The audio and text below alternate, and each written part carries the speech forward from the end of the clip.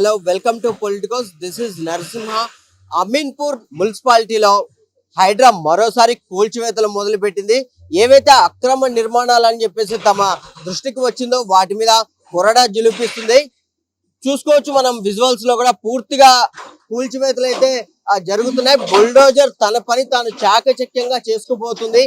ఏదైతే పటాన్చెరు నియోజకవర్గం అమీన్పూర్ మున్సిపాలిటీ వందన్పూర్ కాలనీలో 848 సర్వేలో అక్రమంగా ఈ నిర్మాణాన్ని చేపట్టారు. ఏదైతే ఈ 848 సర్వే నెంబర్ లో ఉన్నటువంటి రహదారి రోడ్డు నిర్మాణం అయితే ఉంది. దాదాపుగా అది 30 అడుగుల రోడ్ అని చెప్తున్నారు. దీన్ని ఆక్రమించుకొని కూడా పూర్తిగా నిర్మాణం చేశారు అని చెప్పేసి కూడా ఇక్కడ స్థానికులు చెప్తున్నారు. ప్రెసిడెంట్ గారితో కూడా మాట్లాడాం.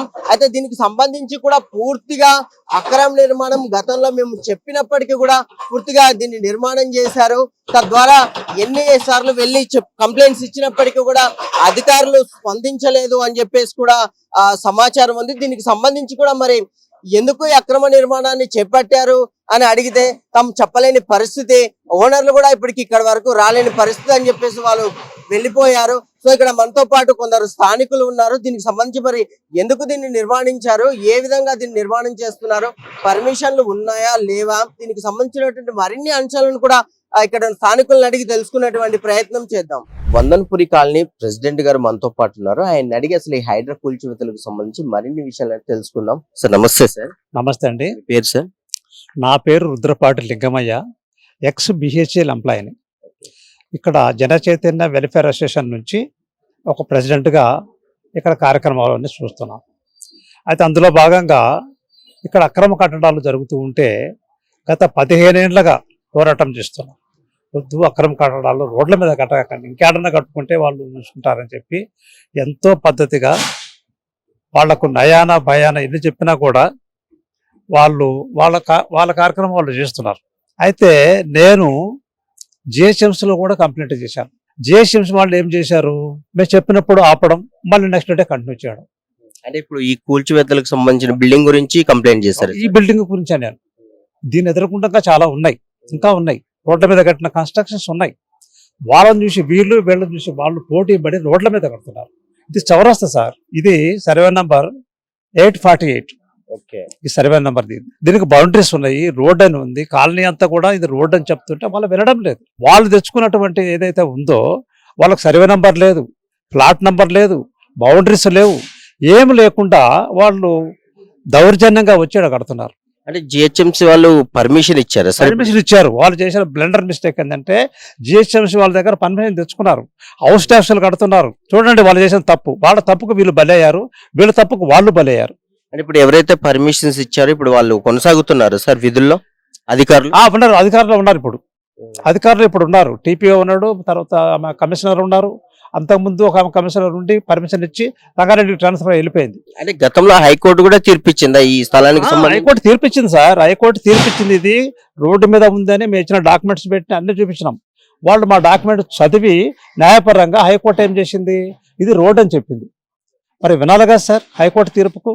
మళ్ళీ వీళ్ళు అక్కడ పోయి వీళ్ళు బైపాస్ చేసి వాళ్ళ జిహెచ్ఎంసీలతో మాట్లాడి టీపీఓ వీళ్ళు కలిసి దీనికి మళ్ళీ కట్టుకోవడానికి పర్మిషన్ ఇచ్చారు. ఏది కోర్టులో ఉండగా మళ్ళీ మేము సెకండ్ సార్ మళ్ళీ కోర్టుకు పోయాం. ఏంది ఇది, మేము మరి కోర్టు ఎట్లా వచ్చింది, మళ్ళీ ఎందుకు వచ్చారని చెప్పంటే వాళ్ళ మీద, ఎవరి మీద, ఆర్ఎండిఏ వాళ్ళ మీద కోర్టుకు పోయినాం. నువ్వు ఎట్లా చెప్పినావు సార్, అది కాదు కదా రోడ్డు అని చెప్పేసి హైకోర్టు చెప్తుంది, మున్సిపల్ చెప్తా ఉంది, మీరు ఎట్లా పోయినారని చెప్పి మేము అడిగాం. అడిగితే ఏమనంటే మీరు కోర్టుకు పోయారు కదా, సరే ఇప్పుడు మీరు కోర్టుకు పోయారు కాబట్టి సెక్రటరియట్కి పోండి, సెక్రటరీ పోయి అప్పీల్ చేసుకోండి. వాళ్ళు ఏం చెప్తారు, సెక్రటరియట్ మామూలు విషయమా, ఆ లోపల పోవాలంటే పాస్ కావాలా, బయటకు రావాలంటే చెకప్లు లేనిపోని బాధలు పెట్టి 8-9 సార్లు తిరిగాం సెక్రటరియట్ చుట్టూ. వాళ్ళు బెంచ్, ఆ బెంచ్, ఈ బెంచ్ అని ఒకసారి టైం ఇచ్చారు, మళ్ళీ క్యాన్సిల్ చేసారు. మా ఉద్దేశం ఏంది, ఇంతగా చేసినట్టు జిహెచ్ఎంసీ వాళ్ళు ఓకే చేసి తీసేయకుండా వీళ్ళ డ్రామాలు ఆడడం, వాళ్ళకి వీళ్ళు మాట్లాడడం, వీళ్ళు చెప్పినట్టు ఆనేనడం, ఇట్లా చేశారు కదా. ఇది కూడా వాళ్ళే మెయింటైన్ చేస్తుంటారు సెక్రటరియట్లో కూడా అనే అనుమానం వచ్చేసింది. ఇది కాదు, ఇక్కడ ఏదో సంథింగ్ అవుతుంది అని చెప్పి హైడ్రాకి వెళ్ళాం. హైడ్రాకి వెళ్తే హైదరాబాద్లో ఏం చేశారు, ఇమీడియట్గా మాకు టైం ఇచ్చారు, మేము వస్తాము, మేము చూసిన తర్వాత ఇన్స్పెక్షన్ చేసిన తర్వాత మీ డాక్యుమెంట్స్ వాళ్ళ డాక్యుమెంట్స్ చూసిన తర్వాత నిజాన్ని తెలిసి తర్వాత డిసిషన్ తీసుకుంటామన్నారు. ఆయన వదిలిపెట్టలా, కంటిన్యూగా పోతూనే ఉన్నాం. పోతా ఉంటే పాపం వాళ్ళు వచ్చేసారు, వాళ్ళ స్టాఫ్ వచ్చింది. వాళ్ళ స్టాఫ్ వచ్చి అక్కడ మొత్తం దిగి ఫోటోలు దిగి అన్ని దిగి ఒక గంట సేపు కూర్చొని మొత్తం డాక్యుమెంట్స్ అన్ని వెరిఫై చేశారు. నాదే కాదు, ఆ చుట్టూ బౌండరీస్ మొత్తం అన్నిటిలో ఏముంది, ఇది రోడ్ అని ఉంది. 848 సర్వే నంబరు మాకుంది, వాళ్ళకి సర్వే నెంబర్ కూడా లేదు సార్. సర్వే నెంబర్ లేదు, ప్లాట్ నెంబర్ లేదు, బౌండరీస్ లేకుండా ఇల్లు ఎట్లా కడతారంటే వాళ్ళు ఎవరైనా కానీ ఏదో ఒకటి ఉండాలి కదా. సరే పర్మిషన్ అట్టించిండోడు, వాడికైనా బుద్ధి ఉండాలి కదా, వానికి బుద్ధి లేదు, వాడు ఇచ్చిండు వీడు కట్టిండు.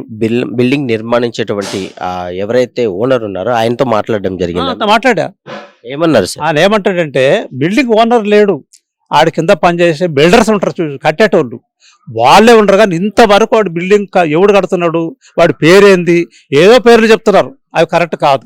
వాళ్ళు రాలేదు. నిన్న హైదరాబాద్ బీసీలు కదా వచ్చి మీరు ఏదో ఒకటి చెప్పుకోండి, మీకు ఏమైనా ఉంటే మీరు మాట్లాడదామని.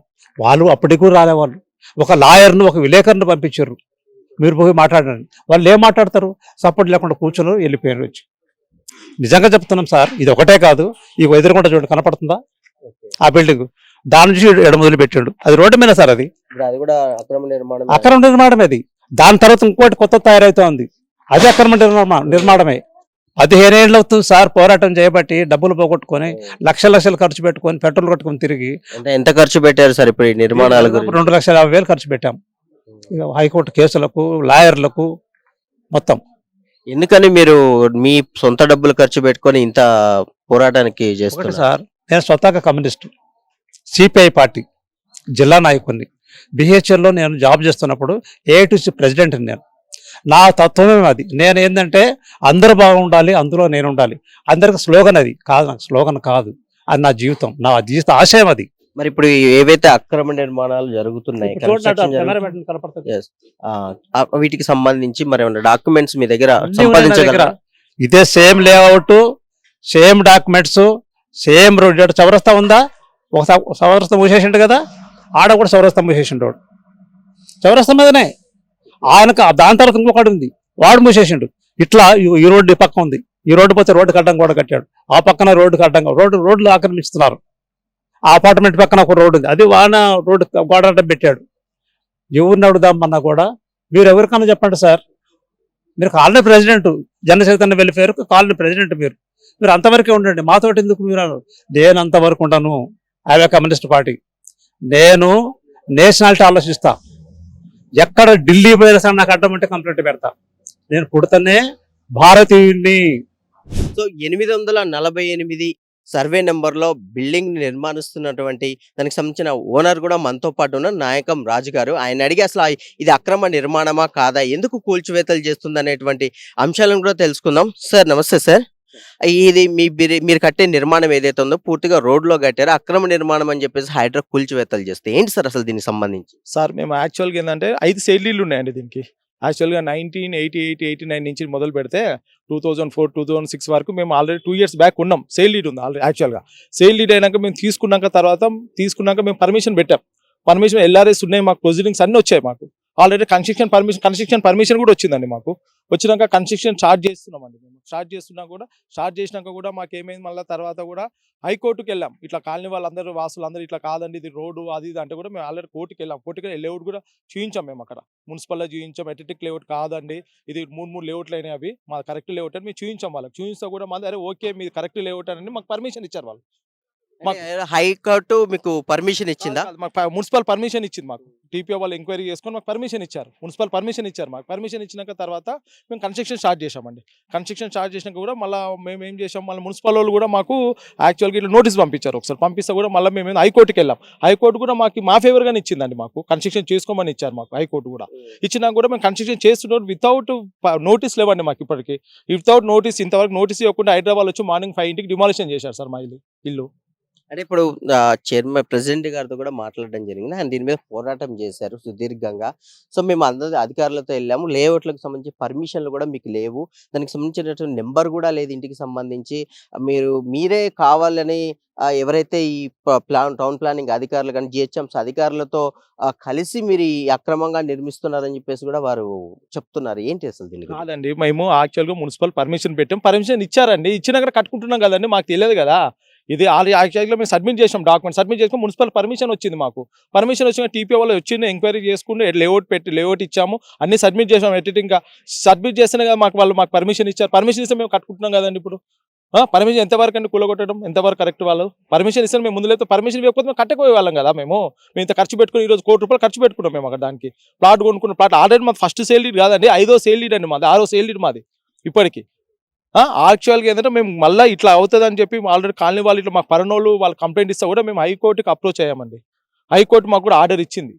అంటే హైకోర్టు వాళ్ళకు కూడా ఇది లేఅవుట్లో అసలు లేఅవుట్లో ఈ బిల్డింగ్ లేదు, ఇది కేవలం ఇది మీరు కల్పించుకొని కడుతున్నారు, దీన్ని ఆపండి అని కూడా స్టే ఇచ్చినట్టుగా తెలుస్తుంది. లేదండి మాకైతే హైకోర్టు కట్టుకోమని ఇచ్చిందండి. మాకు కట్టుకోమని లేఅవుట్ మీకు పర్మిషన్ ఇచ్చారు మున్సిపల్ వాళ్ళు, మీ లేఅవుట్ అథెటిక్ లేఅవుట్ అని మాకు పర్మిషన్ ఇస్తేనే మేము కట్టుకున్నామండి. అది మాకు హైదరాబాద్ కూడా ఇంతవరకు మాకు నోటీసులు ఏది ఇష్యూ చేయలేండి మాకు. మార్నింగ్ 5 o'clock వచ్చి 5 o'clock వచ్చి డిమాలిషన్ పెట్టారండి వాళ్ళు. అసలు ఇంతవరకు మరి వితౌట్ ఇంటిమేషన్ మేము ఆల్రెడీ రంగనాథ్ గారు కూడా తెలిస్తే కూడా 2 సార్లు వెళ్ళాం. కమిషనర్ ఆఫీస్కి వెళ్తే కూడా రంగనాథ్ అక్కడ పట్టించుకున్న నాదులు లేరు అక్కడ ఎవరు. మేము 2 సార్లు తిరిగాం కూడా, పెడితే కూడా మాకు ఇలా మా వాదన వినలేరు అక్కడ. మా లేఅవుట్ తీసుకెళ్ళాం, మా డాక్యుమెంట్స్ అన్ని తీసుకెళ్ళాం, అక్కడ ఎవరు ఈయన వాదులు లేరు అక్కడ, ఎవరు మా మాట వినలే అండి. అక్కడ వాళ్ళు వచ్చారు, వాళ్ళు ఇవాళ మార్నింగ్ వచ్చి డిమాలిషన్ పెట్టారు. అని చెప్పడం కూడా అంటే జనరల్ ఇక్కడ కాలనీ వాసులు కూడా మేము 15 ఏళ్ల నుంచి దీనికి పోరాటం చేస్తున్నాం, మేము చాలాసార్లు చేతులెత్తి జోడించినప్పటికీ కూడా వీరు నిర్మాణం చేస్తున్నారు అని చెప్పేసి అంటున్నారు. అండి మేమైతే యాక్చువల్గా 2 years బ్యాక్ తీసుకున్నామండి. మేము అది ఇంతకుముందు అంటే ఆల్రెడీ సేల్ డీడ్ అయింది. మేము 2 years డాక్యుమెంట్స్ అన్ని చూసి ఓకే అంటే మేము తీసుకున్నాం సార్. అది అంతకుముందు ఏం జరిగిందో మాకు తెలియదండి. అసలు మేము 2 వచ్చినా మాకు పర్మిషన్ పెట్టి పర్మిషన్ వచ్చింది, అందుకే మేము ముందుకు వచ్చాం సార్. పర్మిషన్ ఆ రోజు మున్సిపల్ వాళ్ళు ఇవ్వకపోతే, మేము టౌన్ ప్లాన్ ఇవ్వకపోతే మేము మళ్ళీ కట్టకపోతే ముందుకు రాకపోయే వాళ్ళం కదా. మేము ఇంత డబ్బులు ఖర్చు పెట్టుకుని మేము ఎందుకు వచ్చేవాళ్ళం అండి. ఇప్పుడు అది ఇప్పుడు ఈ ఫ్లాట్ కి సంబంధించి మీరు కొన్నారా లేకపోతే మీరే ఓన్ గా? మేము కొన్నామండి, అది ప్లాట్ వేరే వాళ్ళ దగ్గర కొన్నాము. మాది 5th సేల్ డీడ్ అండి, మాది 5th సేల్ డీడ్ కొన్నాము మేము. యాక్చువల్ కొన్నాం కూడా పర్మిషన్కి పెట్టాము. మేము LRS ఫీజు కట్టామండి, 3,50,000 ఫీజు కట్టాము. LRS ప్రొసీడింగ్స్ కూడా వచ్చాయి. ఆ టీపీ వాళ్ళందరూ ఎంక్వైరీ చేసి అన్ని చూసుకొని మాకు LRS ఇచ్చే లేఅవుట్ కూడా సబ్మిట్ చేసాం టౌన్ ప్లాన్ అక్కడ మున్సిపల్ ఆఫీస్లో చూసి అథెటిక్ లేఅవుట్ అని చెప్పి మాకు పర్మిషన్ ఇచ్చారండి. ఇప్పుడు హైడ్రా గురించి ఏం చెప్తున్నారు? నెక్స్ట్ మాకు అయితే వితౌట్ ఇంటిమేషన్ అండి, కనీసం మాకు మినిమం నోటీస్ అని ఇవ్వాలి. వాళ్ళు మినిమం నోటీస్ ఇవ్వకుండా వాళ్ళు అసలు మార్నింగ్ 5 o'clock వచ్చేసి డిమాలిషన్ పెట్టారండి వాళ్ళు. కనీసం మేము పోతే మా వాదన కూడా వినట్లే అండి ఎవరు వాళ్ళు. అక్కడ మాకు పర్మిషన్ ఉంది అన్ని, ఇట్లా మాకు స్టే ఉంది అన్ని కోర్టు చెప్తే కూడా మా వాదన వినట్లే వాళ్ళు. అసలు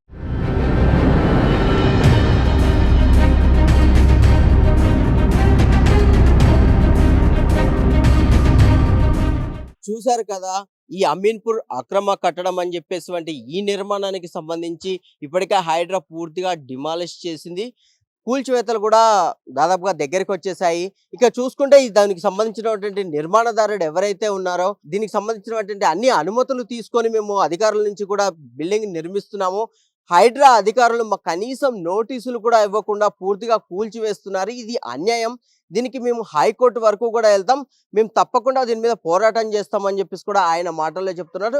మరోవైపు ఈ కాలనీకి సంబంధించినటువంటి ప్రెసిడెంట్ గారితో కూడా మాట్లాడడం జరిగింది. ఆయన కూడా మేము గత 15 ఏళ్ల నుంచి కూడా ఉద్యమాలు చేస్తున్నాం, మా సొంత డబ్బులు పెట్టుకొని కూడా మేము పోరాటాలు చేస్తున్నాం. ఇట్లా అక్రమ నిర్మాణాలు కట్టుతూ పోతే రేపు భవిష్యత్తు తరాల పరిస్థితి ఏంటి?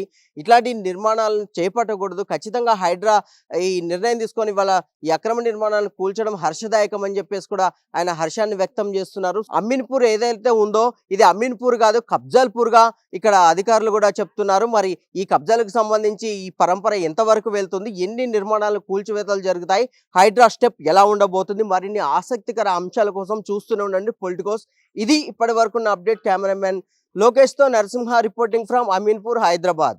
Please subscribe to the channel and download the Politicos app from the links in the description.